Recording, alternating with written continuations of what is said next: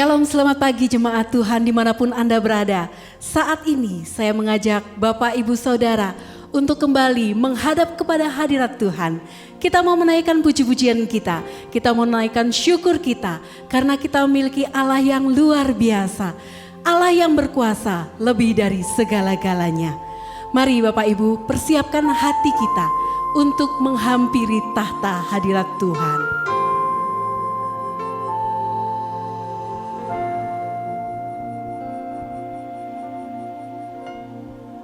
Kuasa-Mu terlebih besar, Tuhanku terlebih besar. Tak pernah terlambat janji-Mu ya Tuhan, menolong hidupku.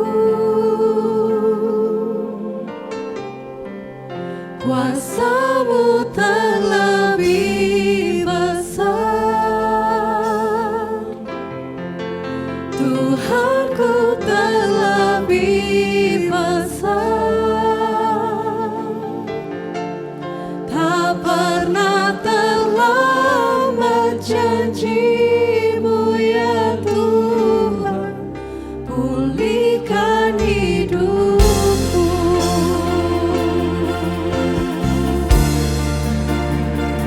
Kami bersyukur Tuhan memiliki Allah seperti Engkau, Allah yang tidak pernah terlambat untuk menolong kehidupan kami. Hanya Kau Tuhan penolongku,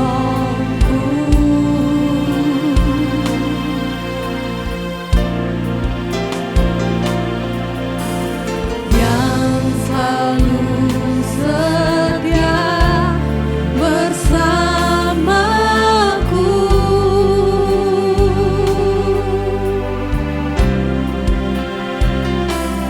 Kasih-Mu yang sanggup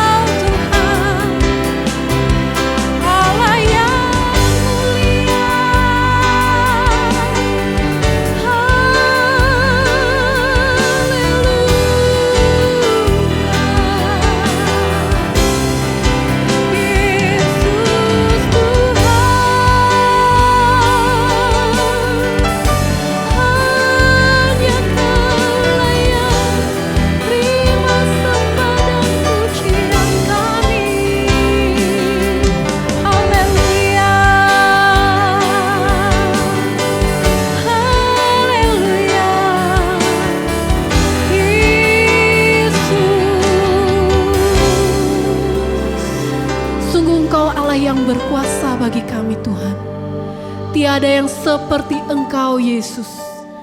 Hanya Engkaulah satu-satunya Allah kami. Hanya Engkaulah Tuhan di atas segala Tuhan yang berkuasa dalam kehidupan kami. Saat ini Tuhan, keadaan, situasi yang ada di sekitar kami tidak berkuasa atas hidup kami. Hanya Engkau Allah satu-satunya yang berkuasa dalam kehidupan kami. Pagi hari ini kami rindu untuk menaikkan pujian kami, syukur kami di hadapan Tuhan.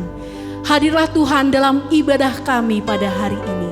Di dalam nama Tuhan Yesus Kristus kami berdoa. Amin. Kita memiliki Allah yang luar biasa. Allah kita adalah Allah yang besar dan layak untuk terima setiap puji-pujian kita. Mari Bapak Ibu Saudara, kita menaikkan pujian kita di hadapan Tuhan. Haleluya.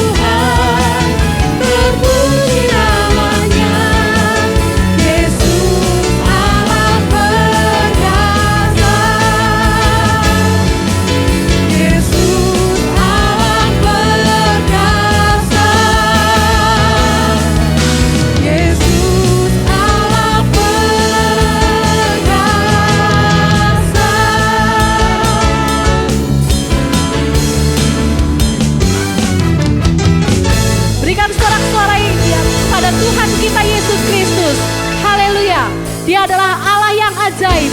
Dia raja di atas segala raja. Tiada yang sama seperti Dia.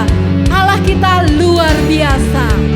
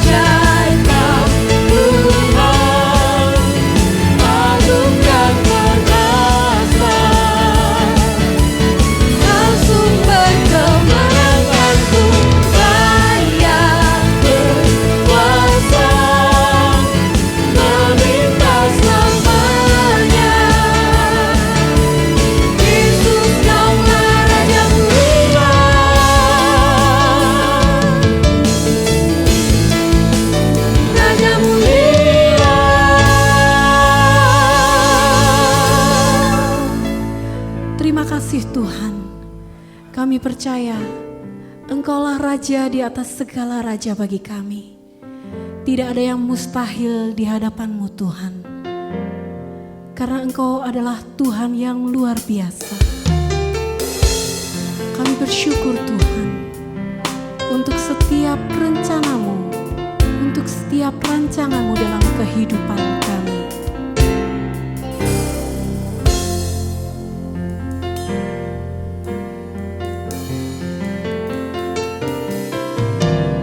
Tak terbatas kuasa-Mu Tuhan,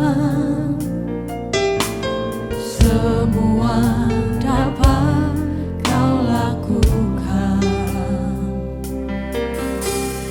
Apa yang kelihatan mustahil bagiku, itu sangat mungkin bagimu. Di saat ku tak berdaya, kuasa-Mu yang sempurna.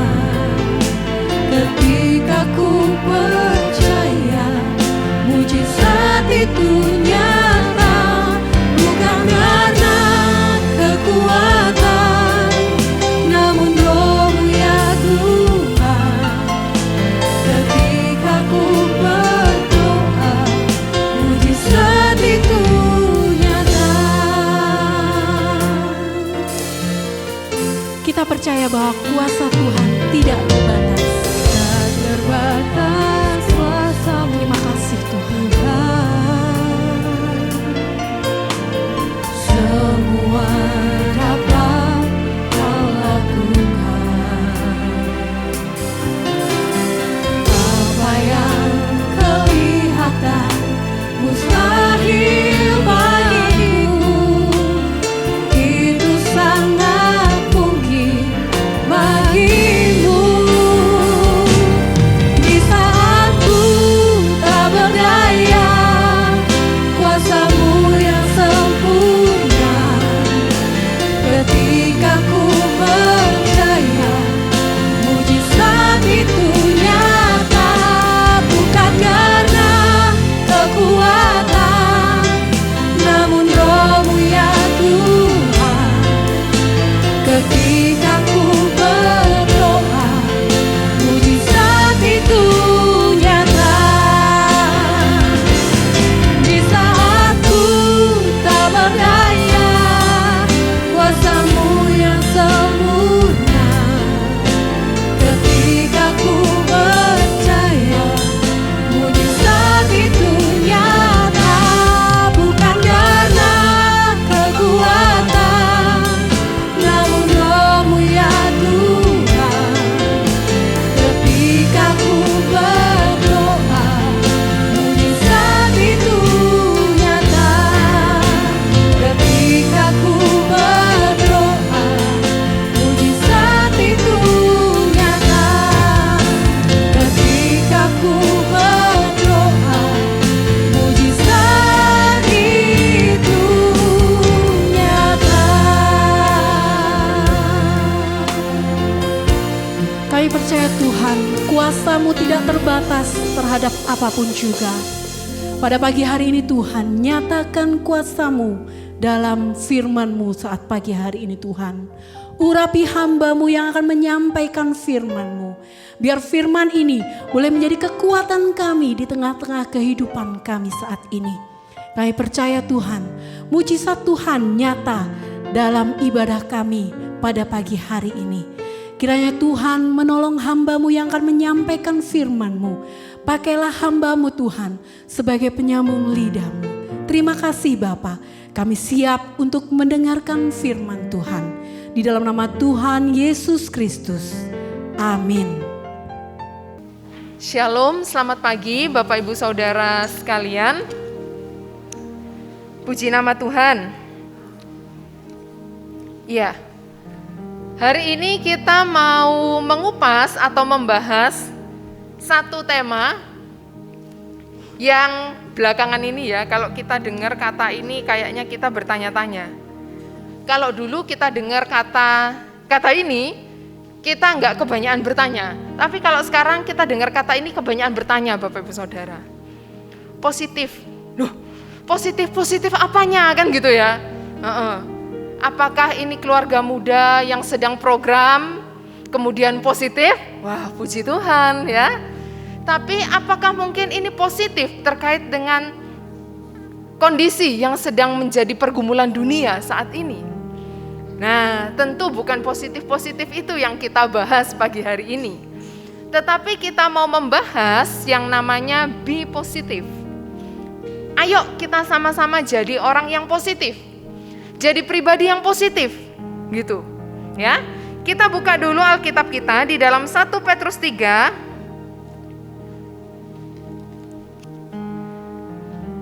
1 Petrus 3 ayatnya yang ke-8 sampai dengan yang ke-12. 1 Petrus 3 ayat 8 sampai 12. Ya. Kita baca bersama-sama. Dan akhirnya hendaklah kamu semua seia sekata, seperasaan, mengasihi saudara-saudara, penyayang dan rendah hati. Dan janganlah membalas kejahatan dengan kejahatan, atau caci maki dengan caci maki.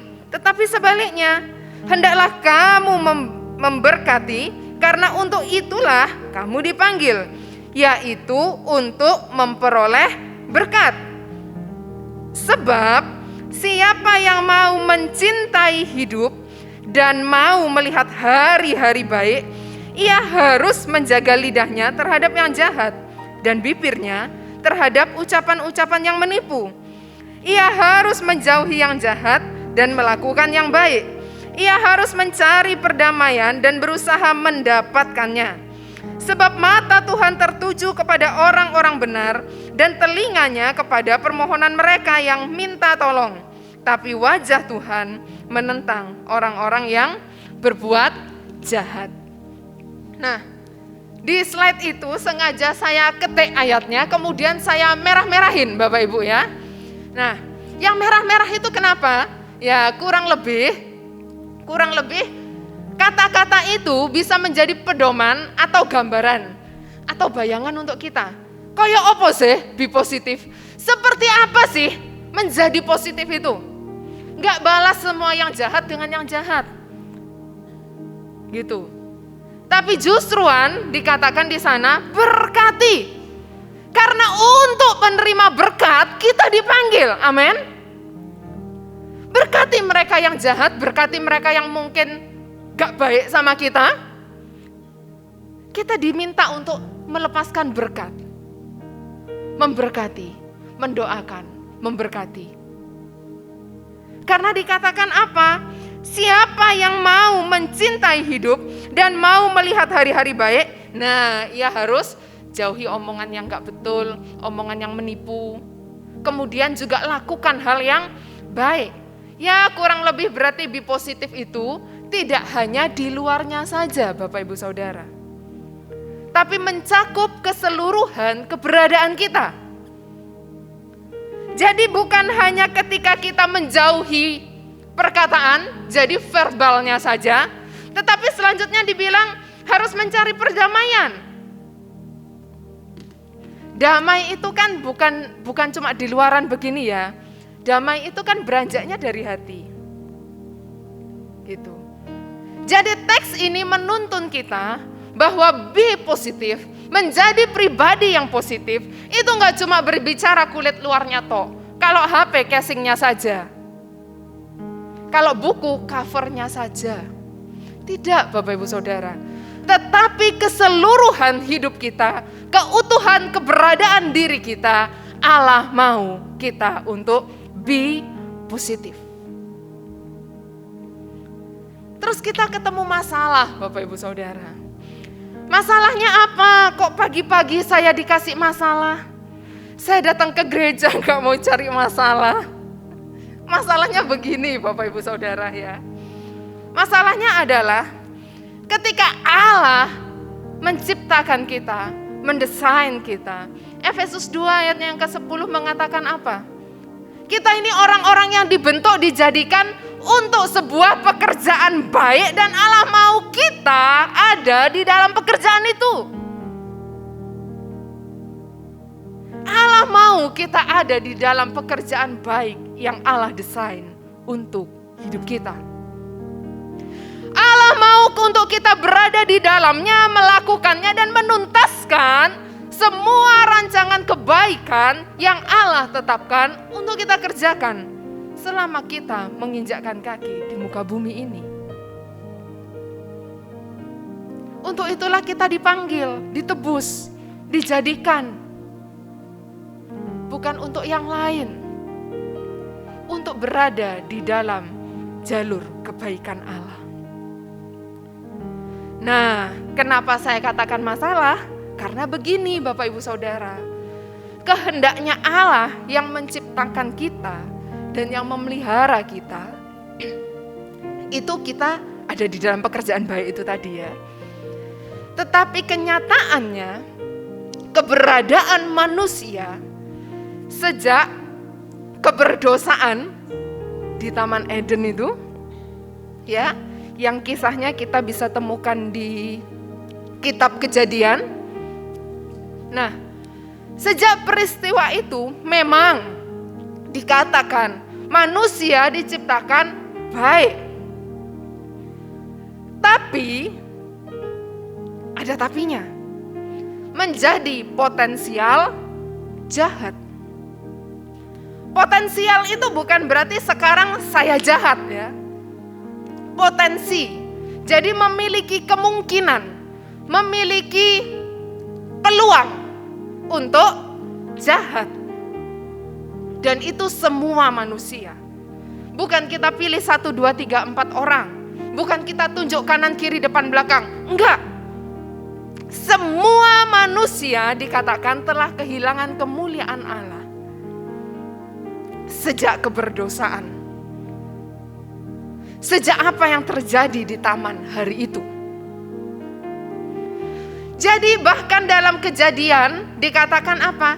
Kecenderungan hatinya manusia itu jahat. Makanya waktu itu Allah sedih. Kenapa jadi begini? Nah, maka ini masalah Bapak Ibu Saudara. Kehendak Bapa itu pekerjaan yang baik, melakukan yang baik, menjadi yang baik. Makanya Bapa menciptakan kita baik adanya. Tetapi di sisi yang lain, karena keberdosaan manusia, setiap insan yang baik itu tadi, yang diciptakan baik itu tadi, sudah terkontaminasi dan memiliki potensi untuk melakukan kejahatan atau dosa. Kan tidak cocok ini. Makanya saya katakan masalah. Masalah Bapak Ibu Saudara. Nah, lalu bagaimana kita mempertemukan ini? Kehendak Allah yang menginginkan, yang mau, yang mengatur, merancang segala yang baik, dengan kenyataan bahwa manusia sudah jatuh ke dalam dosa. Sebaik-baiknya orang, sebertobat-bertobatnya orang, pernah loh berbuat kesalahan, betul? Entah kesalahan yang sepele, kecil, terlihat, enggak terlihat, berdampak kecil, berdampak besar, dampaknya hanya hari itu, dampaknya bertahun-tahun, dan sebagainya. Beragam. Tapi potensi itu ada dalam diri manusia. Berarti sekarang kita tahu bahwa dalam diri manusia itu ada sebuah natur kebaikan Allah dan ada sebuah kondisi yang lain yang hadir, yang mempengaruhi keberadaan kita. Sehingga di dalam menjalankan hidup, akhirnya ketok palunya itu ada di tangan siapa ya?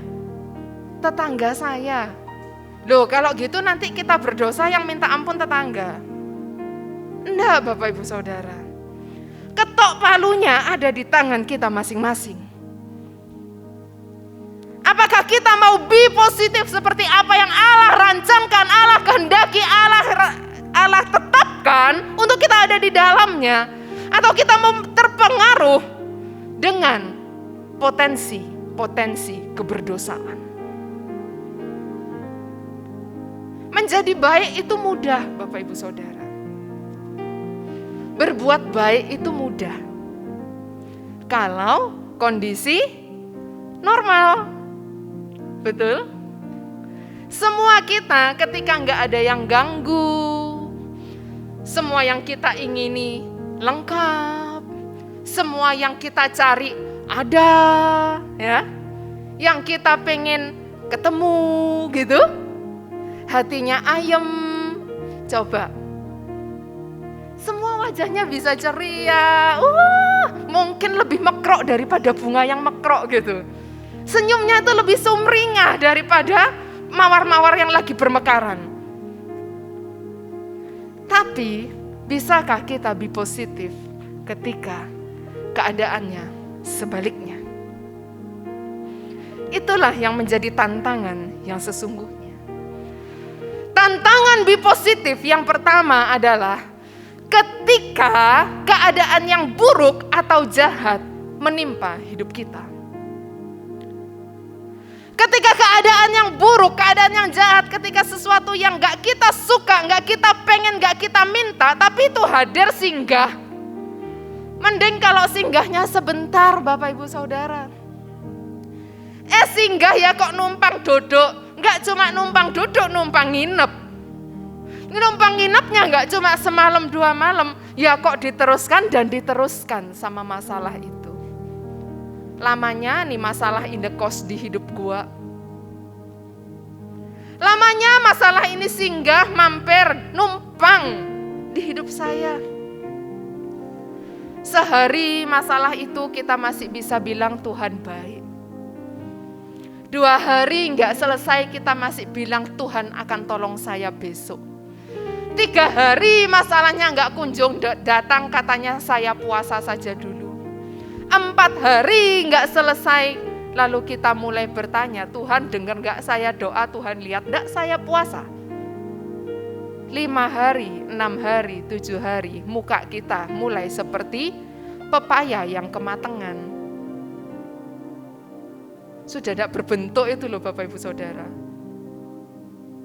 Nggak enak dilihatnya. Lalu nada bicara kita juga udah seperti kaleng rombeng yang jatuh grombyang itu. Nah, kenapa? Karena di sini kita ndak enak. Di sini kita ndak enak. Apalagi kalau kemudian ketemu dengan orang yang menyebabkan masalah itu singgah di hidup kita. Waduh, perang dunia ketiga siap-siap kita luncurkan. Apakah itu be positif? Enggak. Tantangan orang Kristiani, tantangan orang percaya untuk menjadi positif bukan hanya ketika situasi kondusif. Justru ketika situasi enggak kondusif, kita diminta untuk tetap positif. Karena apa? Firman Tuhan mengajarkan kita, kalau ada yang jahat sama kamu, kalau ada itu musuhmu, jangan balas itu dengan kejahatan. Tapi lakukanlah apa yang baik. Malah di Roma dikatakan apa? Kalau seterumu lapar kamu kasih makan, dia haus kamu kasih minum, itu sama seperti kita sedang numpuk bara api di atas kepalanya. Kebenaran ini berbicara apa Bapak Ibu Saudara? Bahwa kalau kita membalas orang-orang yang berlaku jahat kepada kita sama dengan kejahatan itu, apa bedanya kita sama mereka? Kita tidak suka digituin, tapi kita gituin orang. Kita tidak suka perbuatan itu, tapi kita menjadi sama dengan perbuatan itu. Itu sebabnya Rasul Paulus mengajarkan kita apa? Jangan dibalas. Jangan dibalas kejahatan dengan kejahatan. Lakukan yang baik. Lakukan yang baik. Itu sejalan. Mau di Roma, kemudian di Petrus yang tadi kita baca, Tesalonika, sama. Nggak ada Alkitab bilang balas yang jahat dengan yang jahat.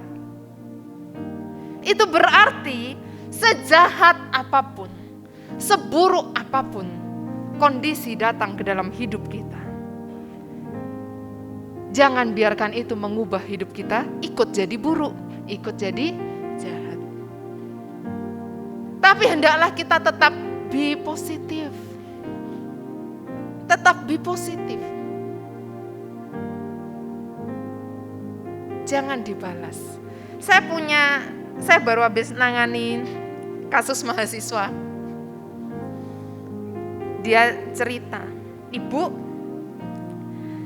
di kamar saya yang sekarang ini, karena asrama ya, satu kamar isinya 3-4 orang.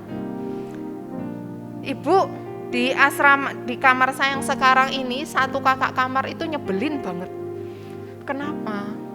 Iya, kalau dia yang ngomong, kita nih semua disuruh taruh HP, lihat dia gitu, perhatikan dia, sampai-sampai kalau kami ini walaupun dengar tapi nggak noleh ke dia colek kami, lihat sini dulu. Waduh, lalu kami harus selesai semua, kami duduk manis, kami lihat dia, baru dia bicara. Tetapi Bu, kalau kami yang ngomong, dia langsung pegang HP, entah chatting, entah apa, malah kadang-kadang ditinggal teleponan kami Bu. Loh, ya gimana di sini? Awal-awal masih tak tegur aja, aku didengerin gak sih? Lama-lama saya gini, saya diam. Kok dia masih gak peka? Lama-lama Bu, kalau dia ngomong, saya hadap ke tembok aja. Saya diamin dia, saya cuekin dia, saya hadap ke tembok dan biarin aja. Lalu saya tanya sama anak itu, lalu bedanya kamu sama dia apa? Lalu anak itu ketawa. Iya ya Bu, saya bilang, bedamu sama dia adalah begini, HP dia kecil, HP-mu besar, pote sak tembok gedenya. Ada di channel yang sama dengan saya. Anak itu membalas hal yang serupa kepada teman yang dia gak suka sebenarnya waktu teman itu buat itu. Cuma dia mengalihkan diri gak ke HP, dia hadap tembok. Tapi kan sama-sama mengabaikan, sama-sama gak peduli, sama-sama gak kasih telinga, sama-sama gak mau dengar. Waktu saya tanya, lalu apa bedanya kamu sama dia? Dia kaget, dia ketawa. Iya ya Bu, saya jadi sama kayak dia. Betul. Betul. Kenapa kita harus menjadi serupa dengan dunia ketika dunia menyakiti kita? Kenapa kita harus menjadi serupa dengan dunia ketika dunia berusaha menggerogoti hidup kita? Bukankah kita diberikan kuasa untuk berjuang, untuk melawan setiap apa yang datang kepada diri kita bersama dengan Kristus? Bukan untuk kemudian berkata, oh ya sudah, kalau dunia begitu, saya juga begitu. Hei, kita dipanggil bukan untuk itu. Di Injil Lukas, Yesus ngajar apa? Hal yang senada. Jangan balas yang jahat dengan yang jahat. Malahan kalau tampar pipi kiri, kasih pipi kanan.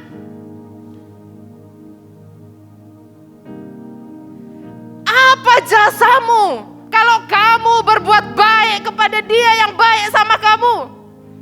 Apa jasamu kalau kamu memberi kepada dia yang memberi kepada kamu? Apa jasamu kalau kamu memberkati orang yang memberkati kamu? Apa jasamu? Itu pertanyaan Yesus di Injil Lukas. Bukankah orang-orang yang tidak mengenal aku juga dapat melakukan hal itu? Waduh! Ternyata membalas kebaikan dengan kebaikan itu hanyalah sebuah standar, bukan di atas standar. Itu standar normal Bapak Ibu Saudara. Kalau kita dipeluk, kita balas peluk. Kita dikasih, kita balas kasih. Bukankah itu juga terjadi di kehidupan kita bertetangga, bersosialisasi? Kalau sekarang saya dianterin ini, besok saya yang nganterin dia. Kan gitu kalau kita tetanggaan. Kalau kita mungkin besanan, kalau kita mungkin punya rekan-rekan yang dekat dengan kita. Tapi Yesus nanya loh, apa jasa kita kalau kita balas yang baik dengan yang baik? Itu standar umum, standar normal. Yesus mengajar kita untuk kita menjadi pribadi yang beda, Bapak Ibu Saudara. Ampuni, berkati mereka yang bersalah kepada kita. Kalau cuma berkati mereka yang memberkati kita, semua orang bisa. Harga mengikut Yesus lebih dari standar kebaikan umum. Kenapa? Karena Yesus adalah keabadian, kebaikan, dan kasih. Kesejatian kasih, kasih yang kekal, yang murni itu ada pada Kristus.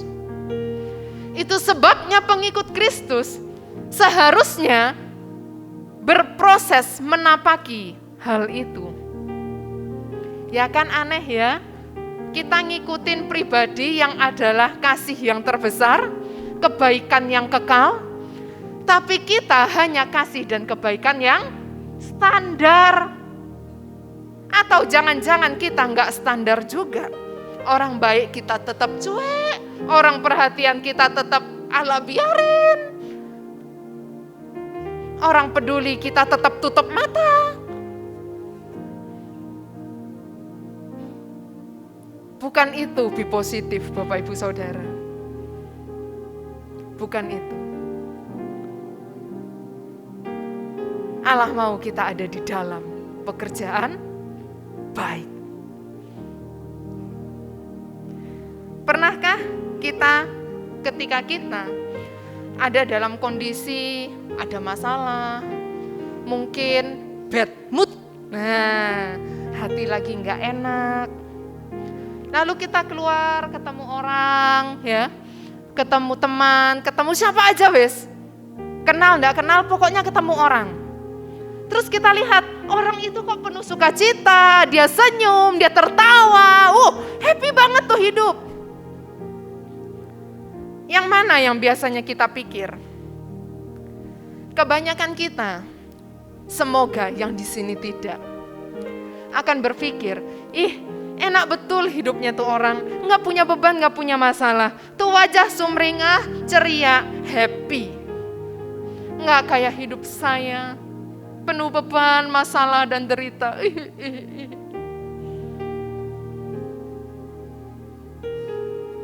Ketahuilah Bapak Ibu Saudara,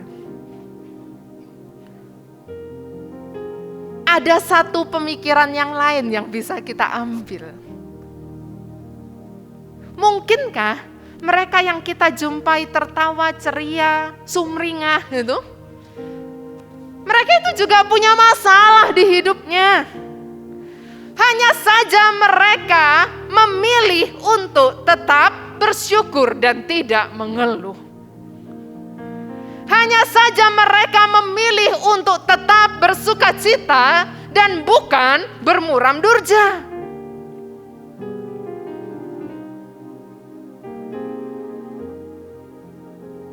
Menjadi positif bukan berarti mengabaikan apa yang sedang kita hadapi. Menjadi positif adalah tetap baik ketika apa yang tidak baik singgah dalam hidup kita. Bukan berarti ketika ada masalah kita disuruh ketawa, kita lupakan dan abaikan itu masalah, enggak. Kita sadar, kita ingat, kita tangani masalah itu. Tapi kan enggak usah sampai diumumkan semua jagat tahu ya. Sampai-sampai hidup kita juga enggak jadi berkat karena apa? Disapa orang kita juga tetap kusem gitu. Kan paling enggak bisa ya balik sapa. Pagi, oh iya pagi. Kan bisa, masih bisa kan? Masa begitu ada masalah enggak bisa sapa orang? Sederhananya begitu. Jangan izinkan kejahatan atau keburukan kehidupan yang datang ke hidup kita menjadikan kita pribadi yang jahat atau buruk. Tidak apa-apa. Apapun yang datang dalam hidup kita tidak apa-apa. Bukankah Yesus juga mengalami apa yang jahat dan mengalami apa yang buruk? Tapi Yesus tidak jadi jahat, Yesus tidak jadi buruk. Dia tetap jadi positif. Dia bilang apa? Bapa, ampuni mereka sebab mereka enggak tahu apa yang mereka buat. Positif.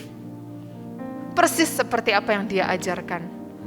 Mendoakan, mengampuni, bahkan memberkati mereka yang bersalah kepada kita. Tantangan berikutnya untuk kita menjadi positif. Untuk kita bertumbuh, bergerak, menjadi orang yang positif di dalam Kristus. Adalah ketika kita menjumpai ada pintu yang kita lagi mau tuju, kita mau buka, tapi pintu itu tertutup. Atau mungkin kita sedang diperhadapkan dengan situasi yang menghimpit.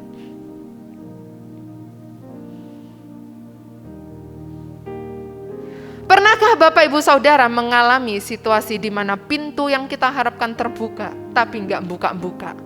Ketutup, enggak cuma ketutup, kekunci, kegembok rapet. Tapi dalam kondisi itu sekalipun Allah mau kita tetap menjadi pribadi yang positif. Kejepit, enggak ada pilihan sepertinya. Terhimpit, harus mengusahakan segala cara sepertinya. Lalu kita kehilangan positif dalam diri kita. Dan kita mulai lirik-lirik jalan yang negatif. Kita mulai pikir-pikir solusi yang cepat saja. Kita mulai cari-cari solusi yang pokoknya cocok aja wes.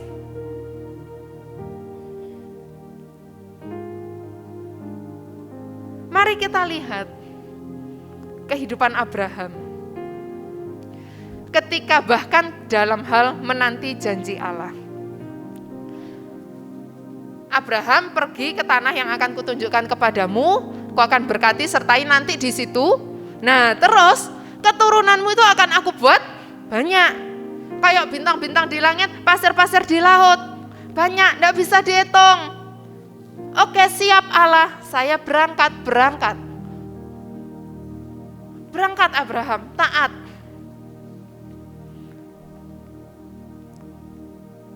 Ditunggu-tunggu, jangankan kayak pasir dan bintang, satu aja nggak nongol, Allah ini salah janjinya. Atau mungkin janjinya Allah ini harus aku usahakan dengan cara apa ya? Kok kayaknya dijanjiin tapi pintunya ditutup. Kalau ada Bapak Ibu Saudara yang berprofesi sebagai dokter, pasti ngerti ya. Nggak usah dokter wes, ini pengetahuan umum. Kalau wanitanya dikatakan di Alkitab Sarah sudah mati pucuk, apa yo bisa punya anak? Nggak bisa. Makanya Abraham sama Sarah mulai gini, kali-kali ya turunanmu itu yang kata Allah nanti banyak kayak bintang, kayak pasir, bukan dari aku. Tuh ambil tuh Hagar. Kali-kali aja dari wanita yang lebih muda lah, yang masuk akal untuk melahirkan anak untuk kamu. Pintu yang terlihat tertutup dipaksa dibuka lewat jalan lain. Dia cari pintu yang lain. Kalau kita baca habis kisahnya Abraham, bukankah kemudian kelahiran Ismail mendatangkan masalah? Bahkan Sarah yang memberikan Hagar sendiri pun merasa sakit hati. Diusir, disuruh pergi Hagarnya. lagi. Gitu. Lah dari situ aja kan sudah masalah. Ujung-ujungnya Allah bilang apa?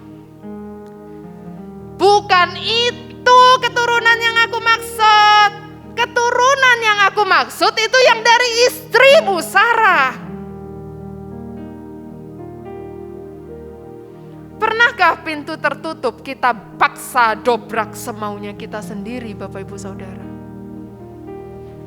Entah pintu tertutup itu kita paksa buka dengan cara kita, atau karena kita lihat pintu tertutup, tapi kita tetap mau yang itu.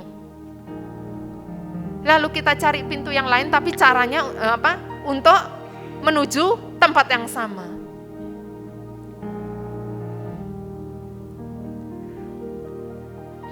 Lupakah kita bahwa Alkitab di Roma 8 ayat 28 ngajar kita apa? Allah itu turut rancangkan semua itu untuk kebaikan bagi kita yang mengasihi Dia. Itu berarti kalau ada pintu tertutup, ada kondisi yang menghimpit, ada situasi yang sepertinya buntu, ayo kita datang kepada Allah yang merancangkan itu untuk kebaikan kita. Bukan kita datang ke ahli kunci untuk bikin duplikat kunci bagi pintu itu. Bukan kita datang dan dobrak semaunya kita pintu yang tertutup itu.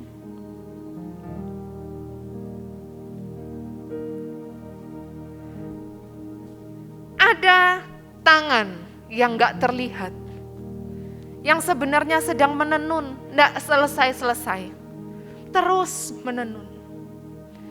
Yang sesungguhnya sedang membentuk bejana-bejana tanah liat, terus membentuk, gak selesai-selesai. Tangan yang gak terlihat itu, tangan sutradara agung. Tangan itu yang turut merancangkan segala sesuatu untuk mendatangkan kebaikan bagi kita yang mengasihi Dia.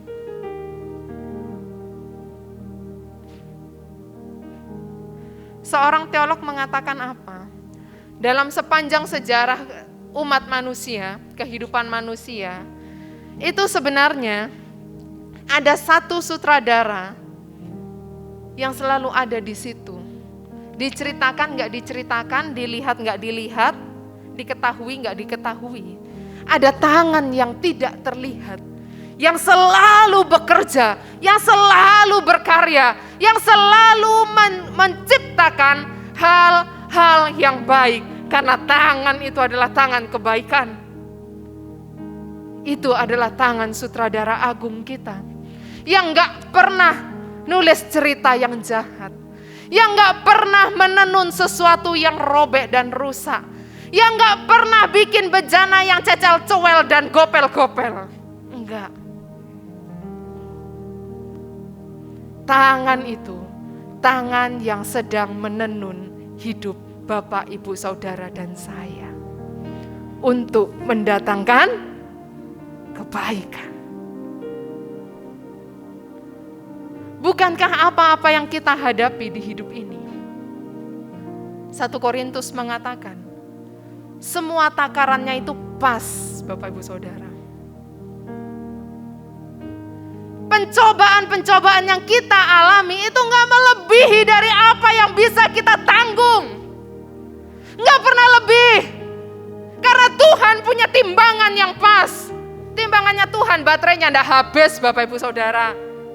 Batu timbangannya bukan batu timbangan yang curang. Titik netralnya titik netral yang normal. Timbangan yang sehat. Dan timbangan itu yang Allah gunakan untuk mengukur. Pencobaannya model kayak apa sih yang sanggup ditanggung Benoni. Dan ketika itu datang, pasti saya itu bisa, pasti saya itu sanggup. Nggak mungkin kemampuan saya segini, Tuhan kasih yang segini. Nggak mungkin. Cuma kalau kita ngerasa nggak bisa, kita ngerasa nggak sanggup, itu normal. Tapi bukan berarti kita harus dobrak semua pintu semau-mau kita. Bukan berarti ketika terhimpit kita lalu halalkan segala cara dan kita lupa kalau kita harus ada di dalam pekerjaan baik yang Allah mau untuk kita ada di dalamnya. Enggak. Ayo, be positif. Karena semua ketika pintu tertutup, ketika terhimpit, ketika pintu ini ketutup ke sana, pintu tertutup ke situ, pintu tertutup. Loh kok tutup semua pintunya? Loh saya lewat pintu yang mana ini? Itu seberapa banyak pun pintu yang terlihat tertutup dalam hidup kita. Takaran Tuhan tidak pernah salah. Karena Dia sedang membuat, mengerjakan, mengarahkan, menciptakan sesuatu yang baik.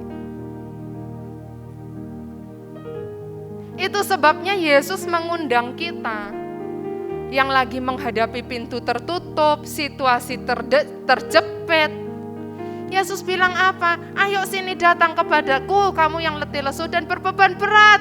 Aku mau kasih kelegaan kepadamu. Pikul itu kuk yang aku pasang dan belajarlah padaku, sebab aku itu lemah lembut dan rendah hati.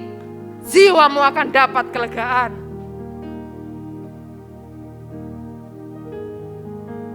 Apa Yesus bilang? Pikullah kuk yang aku pasang, kuk itu berat. Loh enggak loh. Pikul. Kenapa enggak dibilang jenjeng ya? Memang kita tidak diminta menjinjingnya. Seperti kita jenjeng rantang kosong, yang ringan enteng gloyang-gloyang gini. Enggak. Pikul. Beda ya Bapak Ibu ya. Barang yang kita pikul sama barang yang kita tenteng, jinjing. Beda.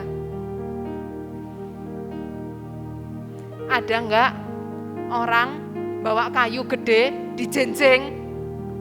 Enggak cocok. Tapi kalau bawa rantang kecil dipekul, ya enggak cocok. Memang kuk itu perlu kita pikul. Itu berarti apa? Ada tantangan, ada usaha, ada harga yang harus dibayar. Tapi bukan terus kuknya ditaruh, digeletakno, ditinggal. Enggak. Suruh pekul. Sambil mikul itu, kita disuruh datang kepada Yesus dan belajar kepada Dia. Sumber yang tepat. Sumber yang sejati. Jangan biarkan pintu yang tertutup, kondisi yang menjepit kita, membuat kita menjadi kreatif, bikin jalan-jalan yang negatif. Ya. Tapi biarkan mau seberapa banyak pintu tertutup sepertinya buntu, terdesak, terhimpit. Itu enggak bikin kita negatif. Tapi kita tetap be positif. Pikul itu datang kepada Yesus. Belum tentu pintu yang ketutup itu berarti kita sedang mengalami nasib yang buruk. Bisa jadi pintu yang tertutup itu sebenarnya sinyal yang Allah sedang buat untuk mengarahkan kita kepada jalan yang lebih baik dari yang itu. Karena Allah selalu menyediakan pelangi di balik badai, hujan dan mendung. Pasti ada pelangi yang cantik. Ada seorang nenek, karena sudah tua dan bepergian sendiri, enggak lagi sama keluarganya. Nenek itu ditolong jalannya pakai tongkat. Ya, sudah enggak bisa jalan tegak gini, enggak bisa. Runduk pakai tongkat. Mungkin karena capek, duduk sebentar di kursi pinggir kota. Jangan di tengah kota ya, ditabrak nanti Bapak Ibu ya. Di pinggir kota ada kursi, dia duduk di situ nenek itu. Sambil menikmati ya burung-burung, suasana. Terus ya gimana ya? Dia duduk, tongkatnya itu kan disandarkan di kursi tempat dia duduk, di sampingnya. Ya gimana ceritanya, terus tongkat itu gelondong. Jatuh setelah jatuh, menggelinding agak ke situ gitu dari dia, agak jauh. Dia coba membungkuk gini-gini, ndak sampai. Dia coba pakai kaki gini-gini, kakinya juga gini-gini, ndak sampai. Di situ, ya kurang lebih agak ke situ itu, ada pemuda yang lagi berdiri. Santai, pemuda santai. Loh, nenek itu gini-gini, pemuda itu lihat loh. Tahu loh, nenek itu mau ambil tongkatnya yang jatuh itu. Tapi pemuda itu cuma gini.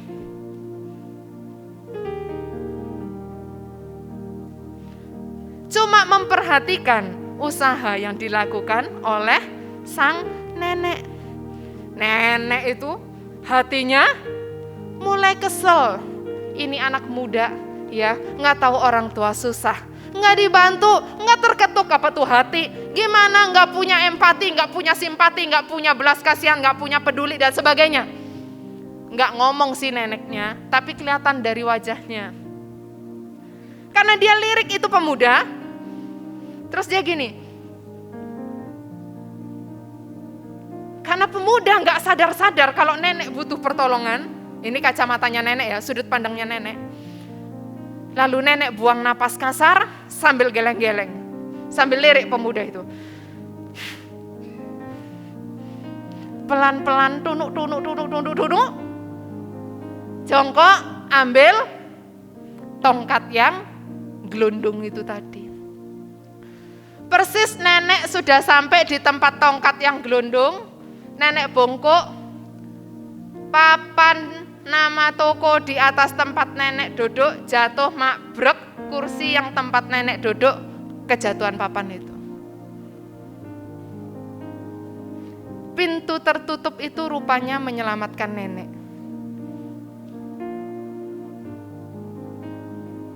Mungkinkah pintu tertutup yang kita ingin untuk kita masuk ke sana, tapi kok tertutup? Mungkinkah kata Tuhan itu bukan yang terbaik untuk kita? Makanya ditutup sama Tuhan. Ada pintu yang lain, yang di dalamnya ada hal-hal kebaikan yang Tuhan sediakan untuk kita. Jangan paksa buka pintu yang memang bukan untuk kita. Apalagi kita paksa sampai kita menjadi negatif. Kita mengerjakan hal yang negatif. Penutup. Dalam Galatia 6, Rasul Paulus mengatakan apa? Janganlah kamu jemu-jemu berbuat baik. Karena apabila sudah datang waktunya, kita akan menuai. Ada syaratnya. Jika kita tidak menjadi lemah. Melakukan hal yang baik mudah. Tetapi melakukan hal yang baik terus menerus. Selalu. Bahkan ketika kok kebaikanku disalahartikan ya. Kok kebaikanku dimanfaatkan ya. Kok kebaikanku tidak berarti ya. Kok kebaikanku.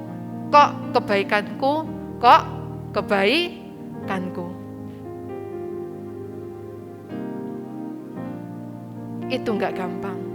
Itu sebabnya Paulus bilang apa? Yang merah sama yang merah itu pasangan Bapak Ibu. Yang biru sama yang biru itu pasangan. Yang hitam itu hanya penghubung.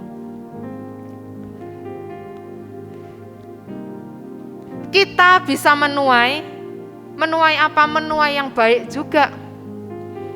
Dengan catatan apa? Kita enggak menjadi lemah. Enggak menjadi lemah itu apa? Yang enggak jemu-jemu itu tadi. Jangan jemu-jemu. Berbuat baik. Kita akan menuai kalau tidak menjadi lemah.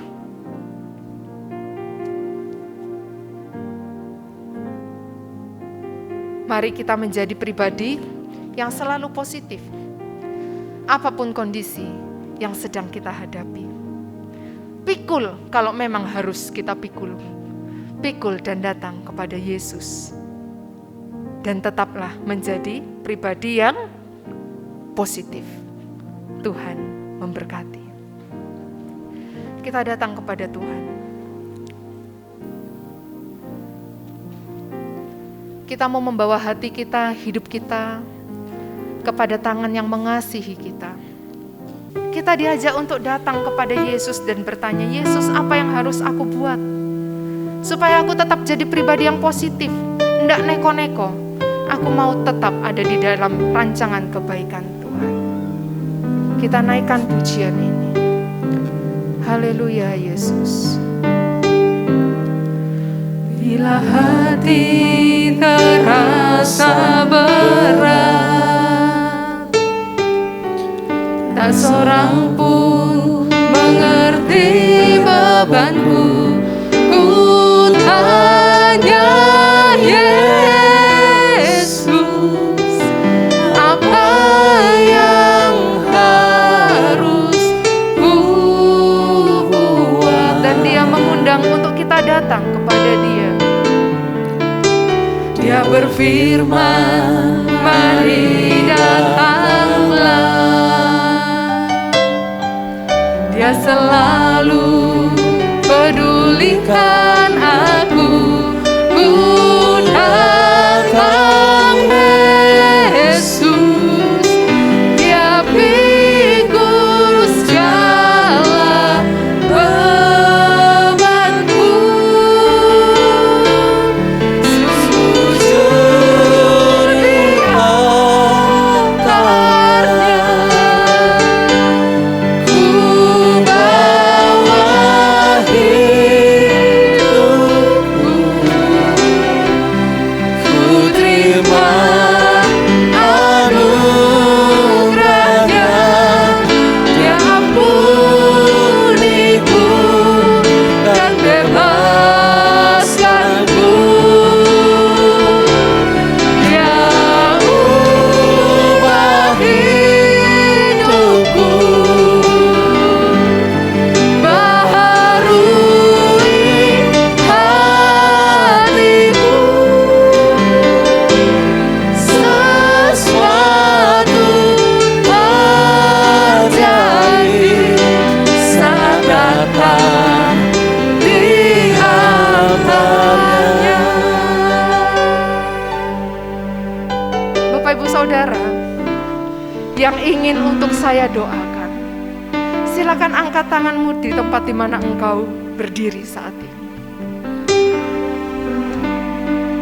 Sebab Dia Allah mengasihi kehidupan kita. Dia adalah sumber dari segala yang kita butuhkan dan yang kita cari.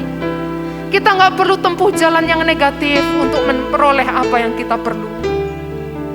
Sebab ada Dia Allah yang selalu positif, yang tersedia untuk saya dan Bapak Ibu Saudara sekalian.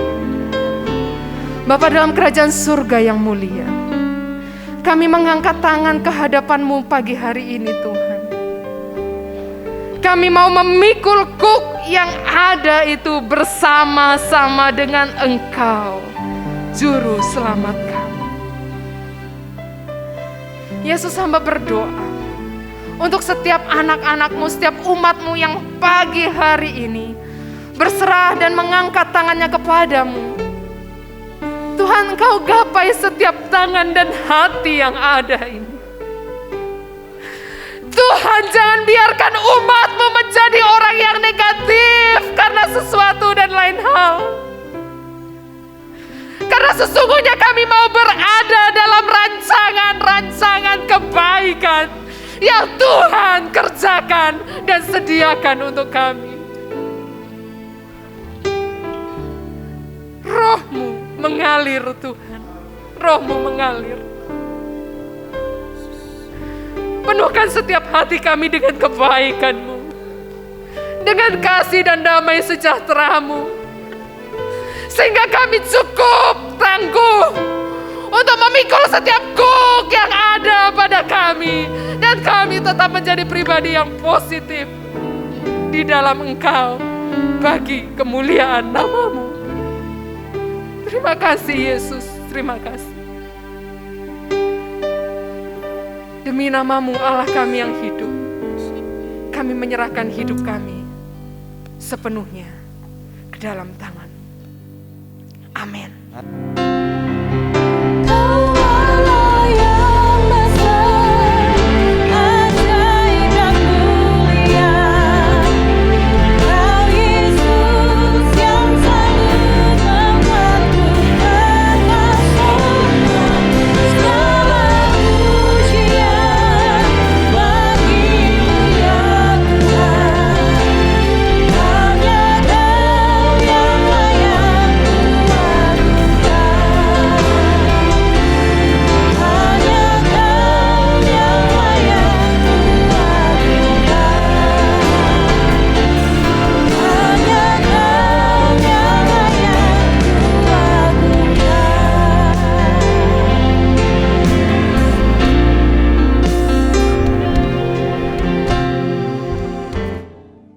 Ya Tuhan, hadirat-Mu tetap menyertai mereka untuk memberkati setiap rumah tangga mereka, seluruh anggota keluarga mereka. Berkatilah usaha dan mata pencaharian umat-Mu. Berkatilah roti dan air mereka. Berkatilah umat-Mu ini dengan kekuatan dan kesehatan. Sesungguhnya Dikau sangat mengasihi umat-Mu.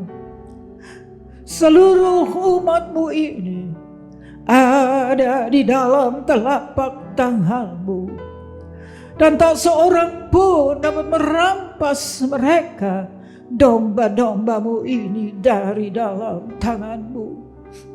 Hamba-Mu berdoa, bawalah seluruh sidang jemaat-Mu ini semakin hari semakin dekat kepadamu, semakin mengasihi Engkau ya Tuhan, sehingga mereka boleh tiba di puncak bukit kesucian-Mu dan memandang wajah-Mu yang indah. Kini sidang jemaat yang dikasihi Tuhan, Allah yang kekal adalah naungan-Mu, dan lengannya yang abadi menopang Engkau. Tuhan memberkati Engkau dan melindungi Engkau. Tuhan menyinari Engkau dengan wajah-Nya, serta memberikan Engkau kasih karunia. Tuhan menghadapkan wajah-Nya kepadamu dan memberikan engkau damai sejahtera di dalam berkat nama Tuhan Yesus Kristus. Amin.